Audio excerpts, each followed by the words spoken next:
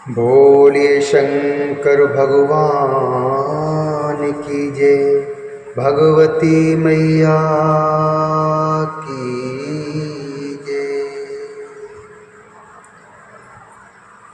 श्री शिव महापुराण के अंतर्गत रुद्र संहिता जो कि द्वितीय संहिता है और इसके खंड युद्ध खंड जो कि पंचम खंड है, इसके अध्याय 7वें में आज हम प्रवेश करेंगे और जिसमें वर्णन है भगवान शिव की प्रसन्नता के लिए देवताओं द्वारा मंत्र जप, शिव का प्राकट्य तथा त्रिपुर विनाश के लिए दिव्य रथ आदि के निर्माण के लिए विष्णु जी से कहना।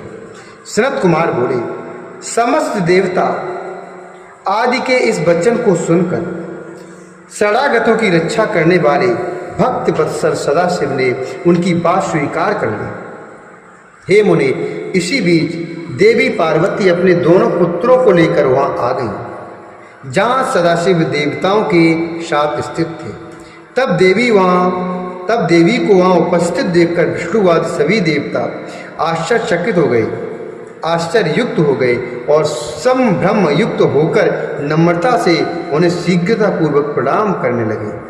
हे मुनि, उन सभी ने शुभ लक्षण प्रकट करने वाला जय जयकार किया और उनके आने का कारण न जानते हुए वे लोग मौन हो गए। इसके बाद सभी देवताओं से स्तुति एवं अद्भुत कुतूहल करने वाली वे देवी नाना लीला विशारद अपने स्वामी से प्रेम पूर्वक कहने लगी। देवी बोली, हे विभो, हे पुत्रवानों में श्रेष्ठ, क्रीडमानं विभो पश्य, क्रीडमानं विभो पश्य, षण्मुखो रविसन्निभं, पुत्रं पुत्रवतां श्रेष्ठं, भूषितं भूषणैर्वरे,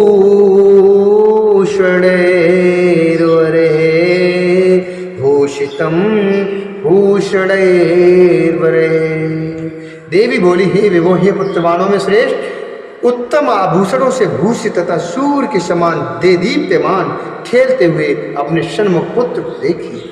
सनत कुमार बोले, जब लोक माता ने अपनी वाणी से इस प्रकार शिव जी को संबोधित करते हुए कहा, तब स्कंद के मुखामृत का पान करते हुए शिव जी को तृप्ति नहीं हुई। उस समय महेश्वर को दैत्यों के तेज से पीड़ित होकर आए दैत्यों का स्मरण नहीं रहा और वे स्कंद का आलिंगन करके तथा उनका सिर सूंघकर बड़े प्रसन्न हुए। अनेक लीलाओं में विशारद श्री जगदम्बा भी महेश्वर से मंत्रणा कर कुछ काल तक वहीं स्थित रहकर पुनः खड़ी हुई।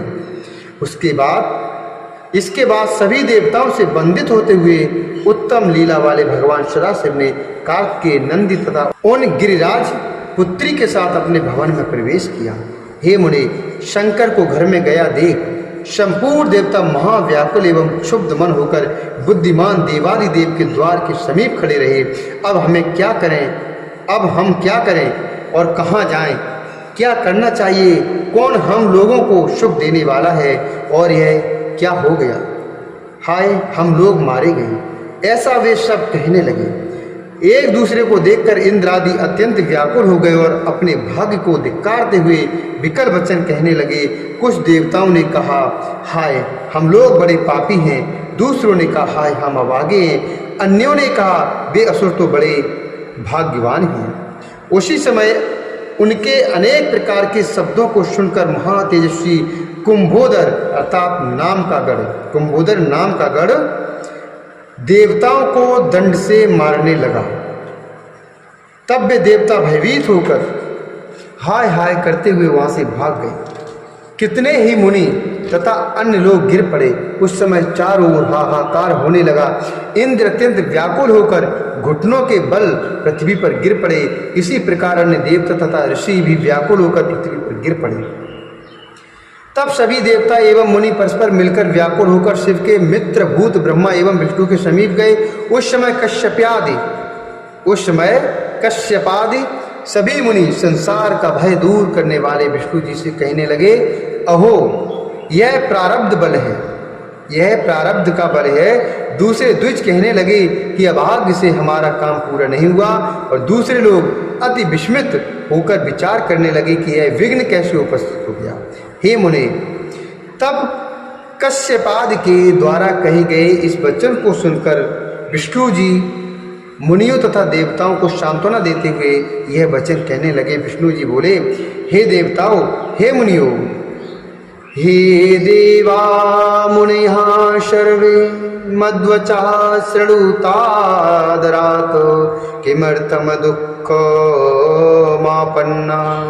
दुःखं तु त्यज्यताखिलं दुःखं तु त्यज्यताखिलं मयदाराधनं देवानां सुसाध्यं प्रचार्यतां मयदाराधने पूर्वं भवेद् दुःखमिति श्रुतं भवेद् दुःखमिति श्रुतं विज्ञाय दृढतां देवः प्रसन्नो भवति ध्रुवं प्रसन्नो भवति ध्रुवम्। विष्णु जी बोले, हे देवताओं, हे मुनियों, आप सभी लोग हमारा वचन आदर से सुनिए। आप लोग इस प्रकार क्यों दुखी हो रहे हैं? आप लोग अपने समस्त दुखों का त्याग कर दीजिए। हे देवताओं, महान लोगों का आराधन सरल नहीं है। आप लोग स्वयं विचार कीजिए, बड़े लोगों की आराधना में पहले दुख ही होता है, ऐसा हमने सुना है। हे देवताओं, शिवजी दृढ़ता को जानकर निश्चय ही प्रसन्न हो जाते हैं। सदाशिव सभी गणों के अध्यक्ष एवं परमेश्वर हैं। आप लोग अपने मन में विचार कीजिए कि वे सहसा कैसे बस में हो सकते हैं। सबसे पहले ओम का उच्चारण करके उसके बाद नमः उच्चारण करें, पुनः शिवाय, फिर 2 बार शुभम शुभम, इसके बाद 2 बार कुरु बताया गया है। तदंतर शिवाय नमः, तदंतर प्रडब लगाना चाहिए। ओम नमः शिवाय, शुभम शुभम, कुरु कुरु, शिवाय नमः ओम। हे देवताओं, यदि आप लोग शिव जी के लिए इस मंत्र का 1 करोड़ सदा जप करें, 1 करोड़ सदा जप करें, तो शिव जी प्रसन्न होकर तुम्हारा कार्य अवश्य करेंगे। हे मुनि, उन सर्वसमर्थ विष्णु के द्वारा ऐसा कहे जाने पर देवता लोग उसी तरह शिव की आराधना करने लगे। उस समय विष्णु जी भी ब्रह्मा जी के साथ शिव में अपना मन एकाग्र कर देवता एवं मुनियों का विशेष रूप से कार्य सिद्ध करने के निमित्त जप करने लगे। हे मुनिषत्तम, धैर्य धारण कर वे देवगण बारंबार शिव इस प्रकार उच्चारण करते हुए 1 करोड़ मंत्र का जप कर वहीं स्थित हो गए। इसी बीच स्वयं सदाशिव उनके सामने साक्षात यथोक्त स्वरूप से प्रकट हो गए और यह वचन कहने लगे। श्री शिव बोले, हे हरे हे विधे, हे हरे हे विधे देवा मुनिश्च शुभव्रतः प्रसन्नो वैष्णव वरम ब्रूत जपे नानेन चेपस्तम, जपे नाने चेपस्तम। श्री शिव बोले, हे हरे हे विधे हे देवगण शुभ व्रत वाले हे मुनियों, मैं जब से प्रसन्न हूँ, आप लोग अभीष्ट वर मांगिए। देवगण बोले, हे देवेश, हे जगदीश, हे शंकर, यदि आप प्रसन्न हैं, यदि प्रसन्नो देवेश जगदीश्वर शंकर सुरान विज्ञाय विकलान हन्यंताम त्रिप्राणिचा। देवगण बोले, हे देवेश, हे जगदीश, हे शंकर, यदि आप मुझ पर प्रसन्न हैं तो देवताओं को व्याकुल जानकर त्रिपुरों का वध कीजिए। हे परमेशान, हे दीन बंधु, कृपा कर आप हम सबकी रक्षा करें, क्योंकि आपने ही विपत्तियों से देवताओं की सदा बारंबार रक्षा की है।